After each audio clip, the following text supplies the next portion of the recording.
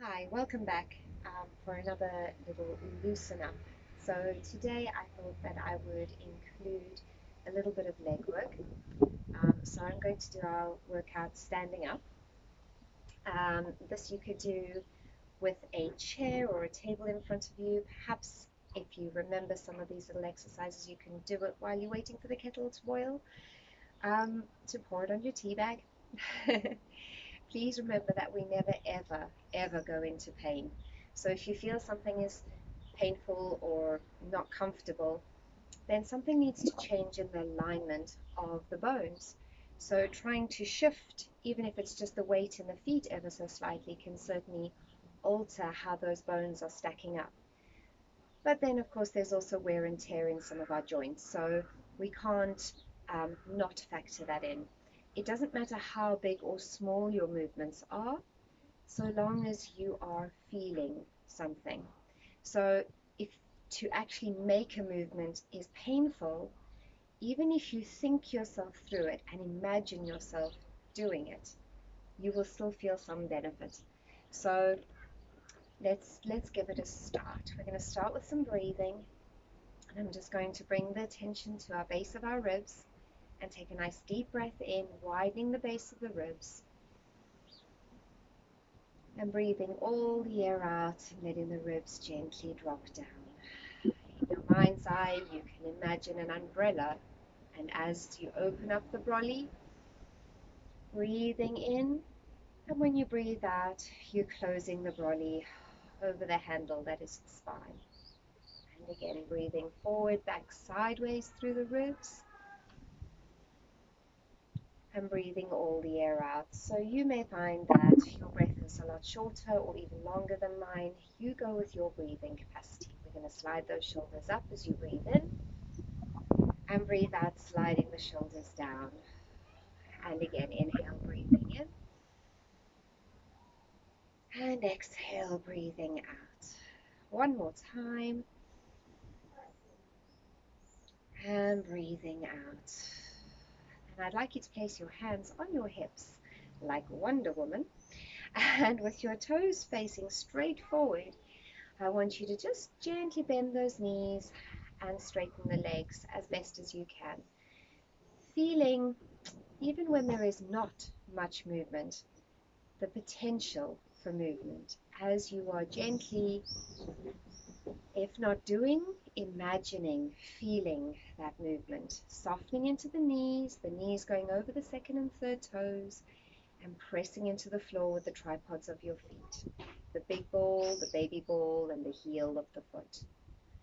You can feel the outer edges are active, and you can feel the arches of your feet just gently lifting up, whether you're in shoes, whether you're in barefoot, without clawing the floor with your toes. Just sense that weight spreading out into the feet and that drawing up through the arch. Allow the hips to relax, and when you bend your knees, just notice how your bottom gently widens underneath. And when you stand pushing into the heels, the bottom gently narrows. And again, so you can feel that subtle opening of the pelvis and closing of the pelvis. Sometimes we don't feel that very well because sometimes we get pretty stuck in the two joints on either side of the spine where these big wing bones attach to the spine of the sacrum. It's called the SI joints. Sometimes one side gets stuck, sometimes one side is too loose. But the best thing we can do is notice what is going on in your body, notice what it feels like. So I'm going to do one more time, just bending gently and then pressing into the floor and extending the legs.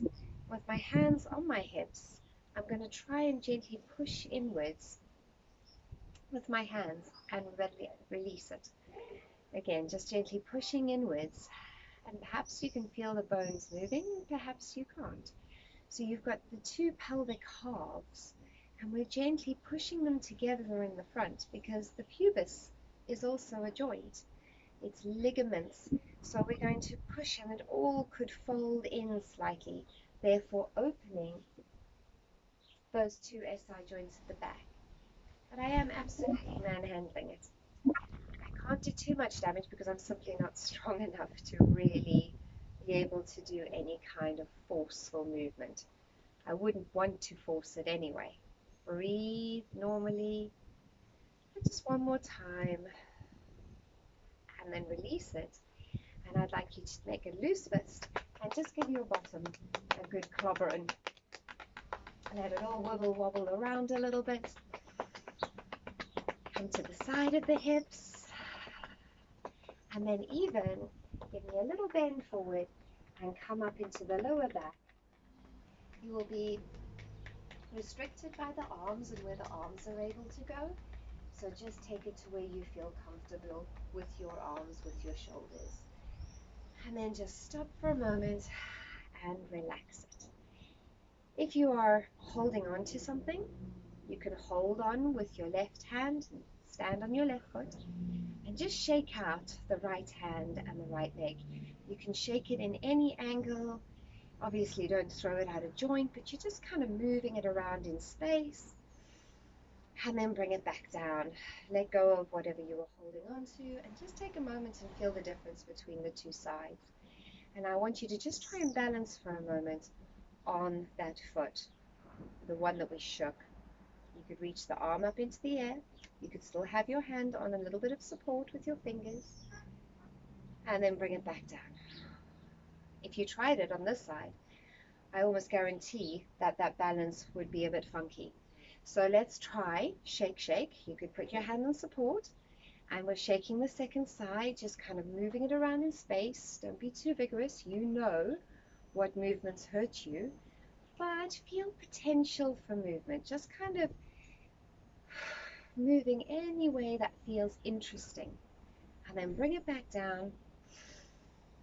Take a moment to feel the difference between the two sides, and then try your balance again, even if you're holding on to something. And I can really feel that there is a difference in my body as things have sort of settled into themselves. This time I'm going to ask you to just find the ball joint of your hip. So the very pointy fronts of my hip bones are my ASIS bones, and then my pubic bone. And if I put my finger right in the middle of those two, that's where my ball joint for my hip inserts. The thigh bone comes up and the ball joint sits in that way. Okay, so with my fingers right there in that crease, I'm going to just bend slightly forward and then come back up, and my fingers are going to disappear into that crease. And I'm going to try and notice if that tissue is soft and spongy, or if it's really tight, or if it's different on either side. And my intention is always to try and be symmetrical, to find where things feel the same both sides. I know that it's not always realistic because we have sometimes postural deviances, sometimes we've had injuries or operations that mean that we are not as square or as symmetrical as we'd like to be. I'm a very good example. I have a scoliosis, so my spine has a bend. And so I don't know if you notice, I certainly noticed when I looked at the last video how very skew my shoulders were in that. But yet I work with my symmetry, with what I've got, right? Relax those legs. I'm going to do another set of these. So when I take that bottom back, I just want to feel my buttocks widening and then push into those heels and see if you can bring the pubic bone in line with these two hips. And again, so when I sit into it, my buttocks widens. I'm going to push into my feet, lift the arches, bring the pubic bone into alignment. And again, it's what we call neutral, a neutral pelvis, where these three bones, the two hip bones and the pubic bone, are on one level plane. And as I come up there, I want you to try and sense what you felt when you were trying to push your hip bones together in the front. You could even try it with your hands, adding it in if you like, and just see if you can feel this tone change slightly. Because these deep muscles in here, they're really important for helping us stabilize the pelvis. And the pelvis, of course, stabilizes the spine. And the legs, they can knock us off kilter from underneath. So just feeling what is occurring. And stopping. We're going to just walk the knees, wiggle them one then the other, and let that wiggle your hips. And take a nice deep breath in and out. And then I'd like you to stand on one leg, hold onto your counter or onto a chair, something to give you support, and you are going to give me a nice ankle circle. So I'm rolling the foot around on the ankle, and I'm going to add a little bit of toes. So spreading my toes out and scrunching them together and spreading them out and scrunching them together. And then go around the other way. And imagine if you were drawing the clock face, which numbers are you skipping out? Is that a perfect circle? And then shake it out. And then we'll do it on the other side. Because if we moved our feet a little bit more, we would just feel so much more invigorated through the whole leg. We get this lovely flow of movement which encourages the fluids to move, the breathing deeper. We're utilizing muscles we wouldn't normally think about. And then going the other way, don't forget the toes, peeling them out, spreading them around. And then, you know, when you go and put that foot back down on the ground, all of a sudden, the ground, the feedback under your feet feels different. If you're barefoot, maybe you can feel that. If you're in your shoes, you might still be able to feel that. And just gently rock back and forward in your feet. I'd like you to pick up all 10 toes and then find the big ball and the baby ball of the foot. Just kind of feel the ground with it. And then lower your toes back down. And pick up the baby balls and lower them back down. One more time. Pick up the baby balls, the toes, and lower the toes back down. Take those arms up into the air. Take a deep breath in. Relax the neck and shoulders. Send those hips back. Push yourself back up.